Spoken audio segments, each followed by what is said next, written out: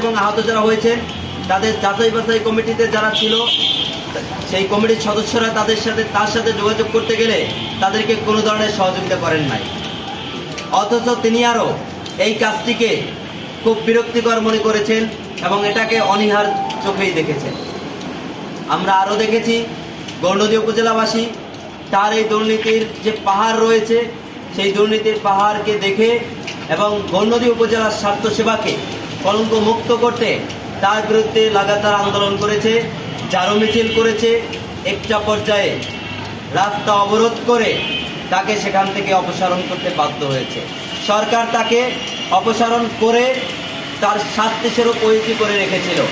আমরা দেখেছি কয়েকদিন পর্যন্ত ওএসডি রাখার পরে কিসের বলে কোন অলৌকিক ঘটনার কারণে তিনি আবার বরিশালের এমন একটি পদে এসে বসেছেন এটা আমাদের বোধগম্য হচ্ছে না। আমরা আবারও বলছি, তার এই নিয়োগের মাধ্যমে বরিশালের স্বাস্থ্যসেবাকে কলঙ্কিত করা হয়েছে। আমরা এই কলঙ্ক মুক্ত করার জন্যই আন্দোলনে রয়েছি। 4 দিন যাবৎ অবস্থান কর্মসূচি করছি। যতক্ষণ পর্যন্ত তার অপসারণ না করা হবে তাকে, ততক্ষণ পর্যন্ত আমাদের এই আন্দোলন, আমাদের এই সংগ্রাম জারি থাকবে। আমরা আপনাদেরকে স্পষ্ট করে বলছি এবং কঠোর হুঁশিয়ারি দিয়ে বলছি, আগামীকাল, আজকে এখান থেকে ঘোষণা করছি, আগামী 24 ঘন্টার মধ্যে, অর্থাৎ এখন 12টা 30 মিনিট বাজে, আগামীকাল 12:30 পর্যন্ত আমরা সময় নেব। যদি তার বিরুদ্ধে কোনো অ্যাকশনে না যাওয়া হয়, বরিশালের আপামর ছাত্র জনতাকে নিয়ে আমরা এই সিভিল সার্জন অফিস নয়, বরিশালের বিভাগীয় স্বাস্থ্যের যে পরিচালক অফিস রয়েছে সেই পরিচালকের অফিসকে ঘেরাও করব। যতক্ষণ পর্যন্ত তাকে অপসারণ না করা হবে ততক্ষণ পর্যন্ত সেই অফিস ঘেরাও করা থাকবে। বরিশালের ছাত্র জনতা কোনো ফেসিবাদের সাথে আপোষ করে নাই, কখনো করে নাই, কখনো করবেও না। বরিশালের ছাত্র জনতা জানে কিভাবে ফেসিবাদকে দূর করতে হয়, কিভাবে দুর্নীতিবাদকে দূর করতে হয়। তারা যেভাবে ফেসিবাদকে দূর করেছে ঠিক একইভাবে ফেসিবাদ, দুর্নীতিবাজ এই মনিরুজ্জামানকে দূর করবে।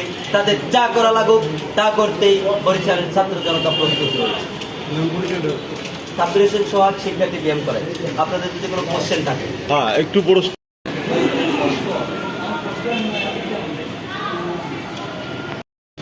আচ্ছা, আমাদের এই আন্দোলনের সাথে বরিশালের আপামর ছাত্র জনতা যুক্ত রয়েছে।